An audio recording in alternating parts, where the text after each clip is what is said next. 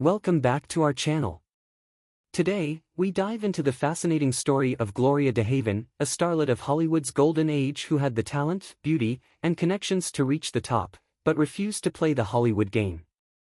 While many actors and actresses built their careers by following studio rules and embracing the spotlight, DeHaven resisted, fiercely guarding her private life and rejecting industry pressures.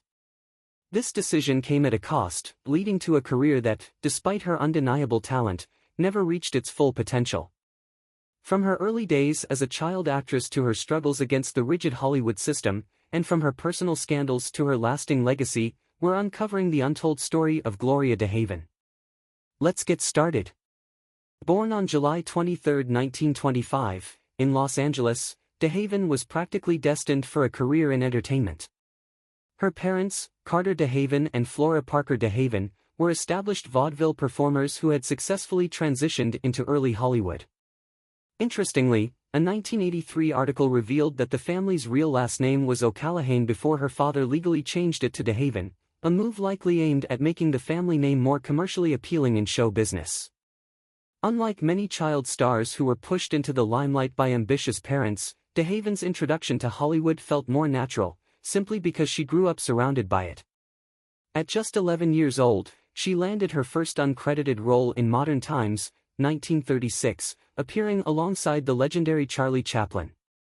It was a small part, but it introduced her to the world of filmmaking and gave her an early taste of Hollywood's magic.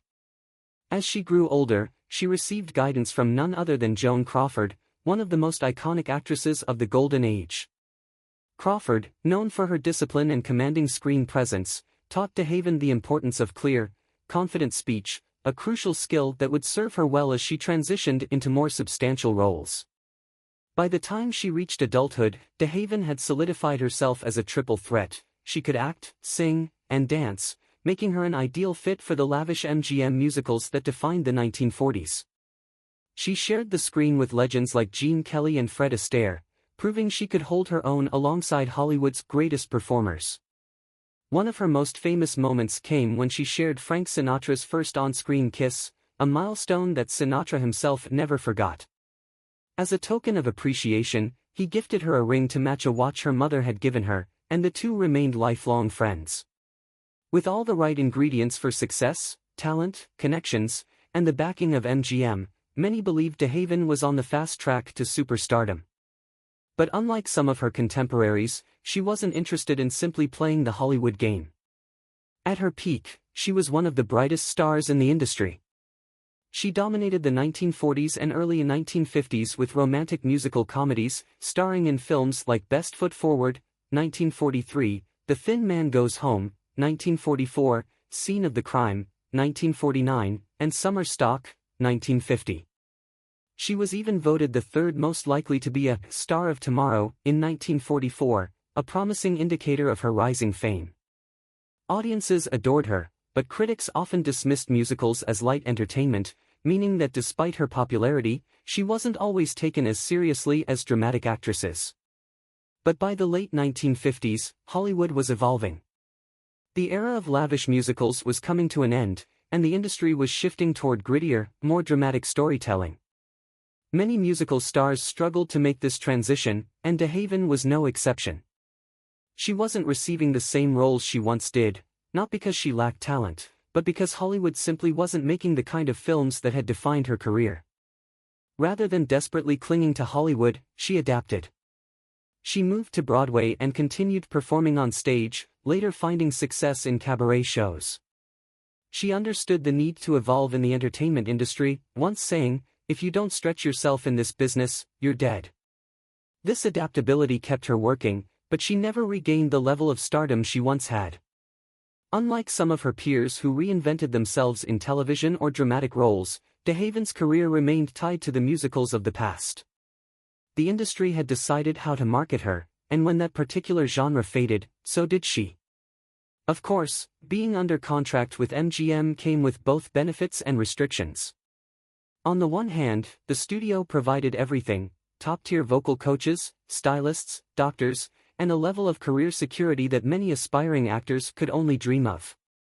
But in exchange, actors had very little control over their own careers. They couldn't freely choose their roles, they were expected to maintain a studio-approved public image, and their private lives were often subject to manipulation for publicity. DeHaven became increasingly frustrated with MGM's control. She was frequently typecast, playing variations of the same wholesome, charming girl-next-door role. As she once put it, "I didn't even have to read scripts, I just went to wardrobe because I knew the costume would change, but the lines would stay the same." She longed to take on more serious, dramatic roles, but MGM wasn't interested in letting her break out of her established persona. When Dor Shari took over MGM, she was finally given a dramatic role in The Doctor and the Girl, marking a turning point in her career. But by then, she had already begun to consider other options. Eventually, she made the bold decision to leave MGM and pursue freelance work, an incredibly risky move at the time.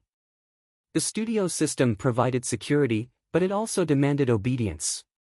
Walking away from MGM meant losing the industry's protection, and without the backing of a major studio, securing roles became much harder.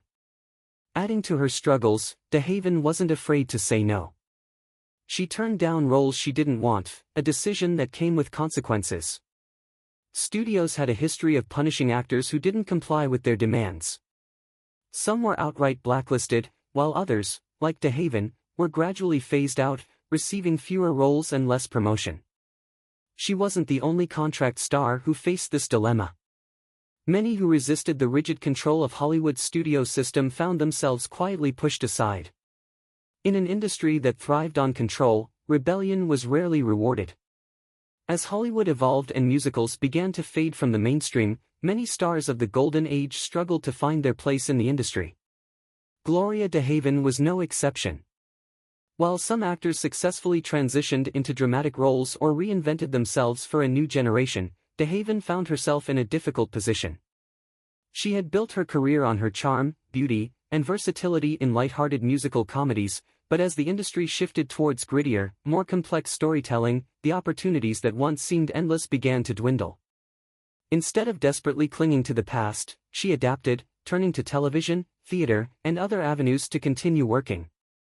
She found a new audience on the small screen, taking roles in popular soap operas such as Ryan's Hope, as Bess Shelby, As the World Turns, as Sarah Fuller, and Mary Hartman.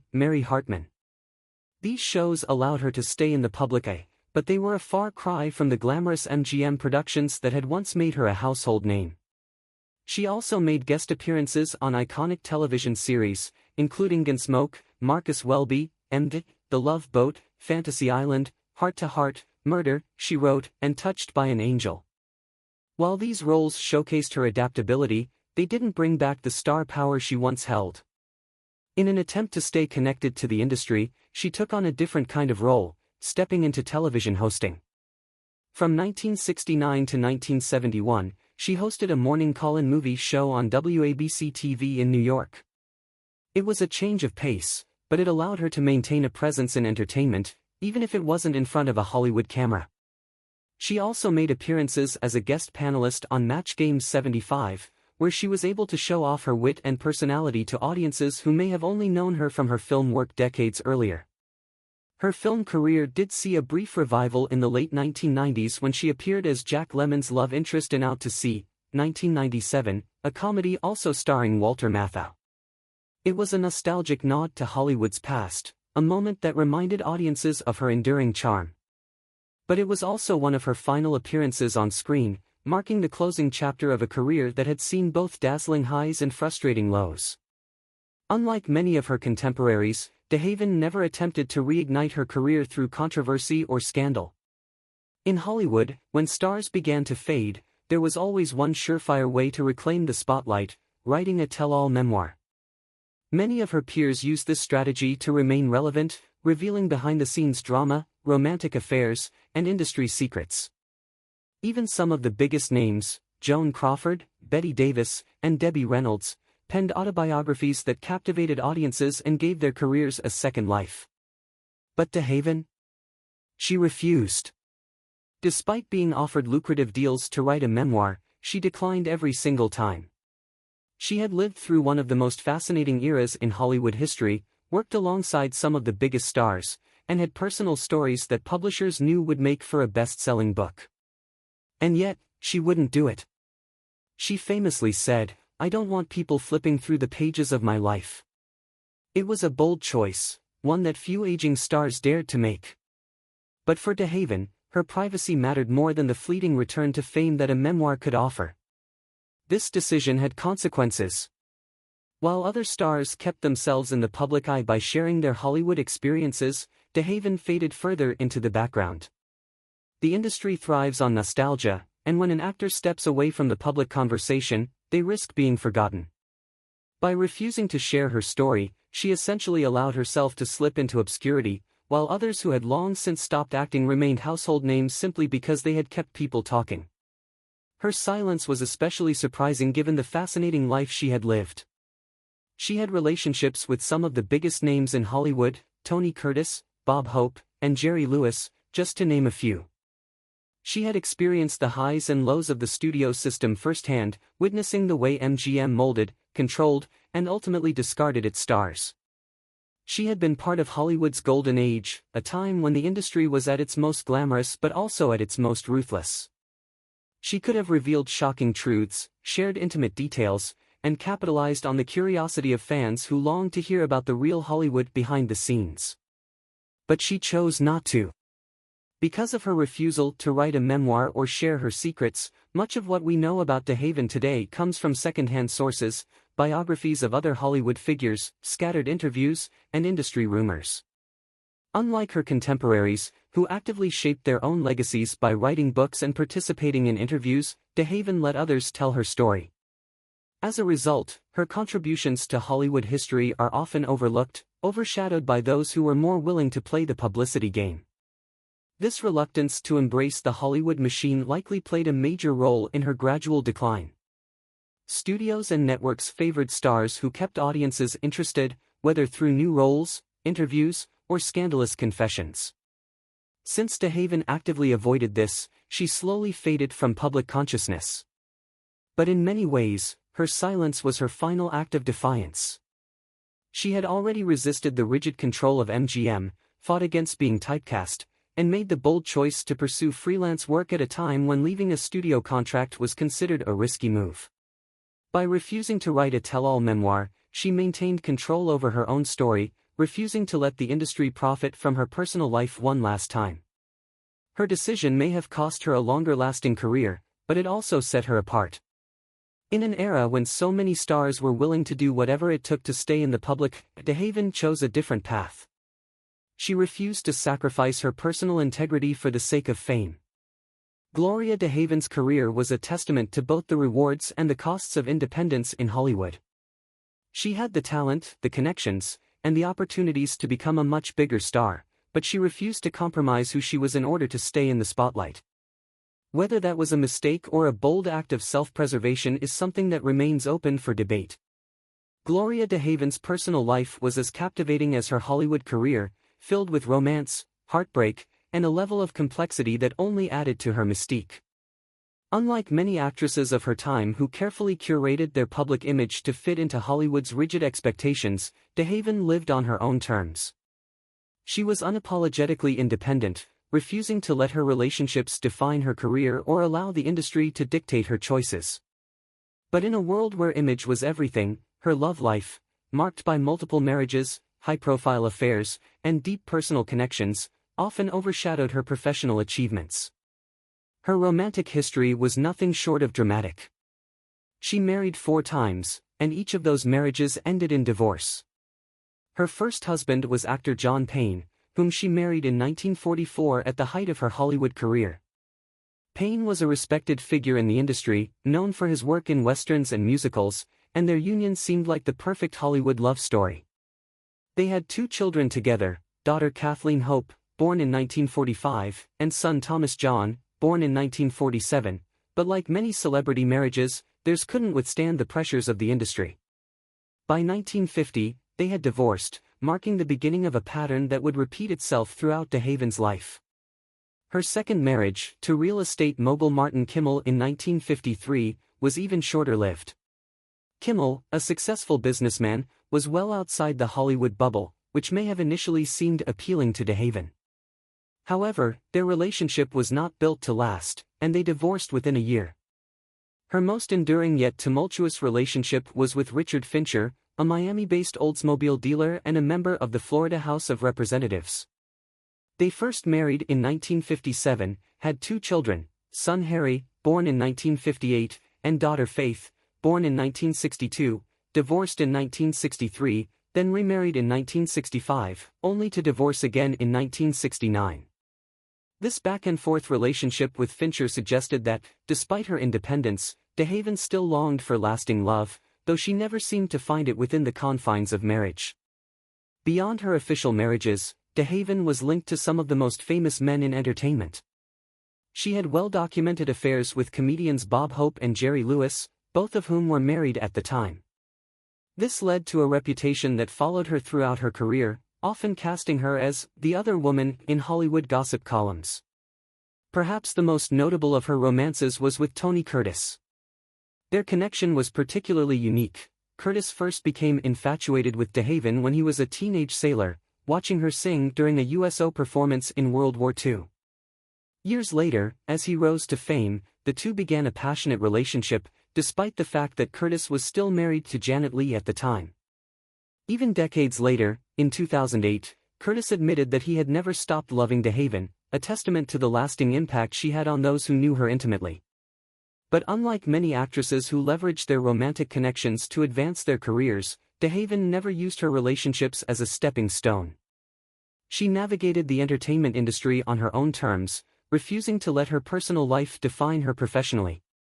This was especially rare in a time when many actresses were expected to align themselves with powerful men to secure better roles and maintain their relevance in Hollywood. DeHaven, however, remained fiercely independent, proving that she didn't need a famous husband or a high-profile romance to sustain her career. Adding another layer to her complex life, DeHaven was close friends with Nancy Reagan, which connected her to the world of politics in a way that few Hollywood stars of her time were. This friendship, combined with her outspoken political beliefs, set her apart from many of her peers. She was a staunch Republican and never hesitated to express her conservative views, even when they were unpopular in Hollywood's increasingly liberal circles.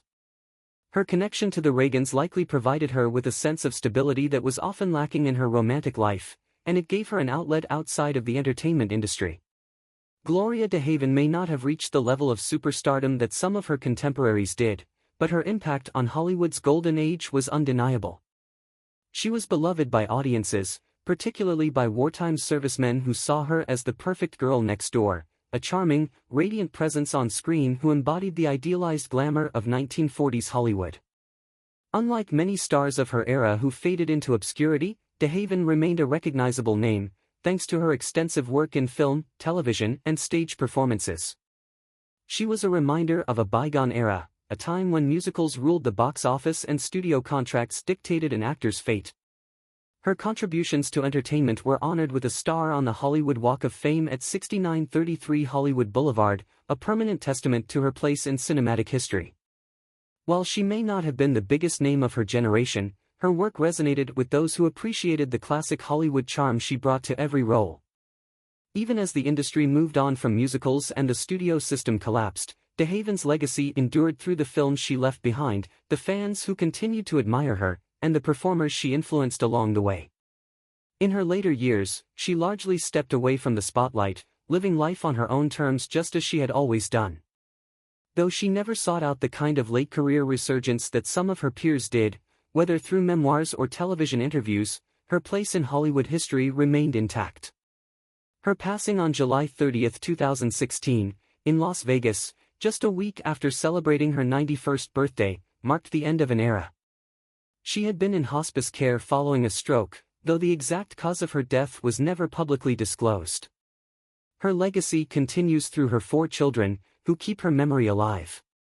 While Hollywood has changed drastically since her time, the elegance, charm, and quiet defiance that defined her career serve as a lasting reminder of the kind of star she was, one who refused to be molded by the industry and instead carved out a path entirely her own. And that wraps up the story of Gloria DeHaven, a woman who had all the makings of a Hollywood legend but refused to conform to the industry's expectations. While she may not have reached the heights of superstardom, Her resilience, talent, and refusal to sell her personal life for fame made her a truly unique figure in Hollywood history. What do you think about her story? Should she have played the game, or do you admire her for standing her ground? Let me know in the comments below. Don't forget to like, subscribe, and hit the notification bell so you never miss an upload. Thanks for watching, and see you next time.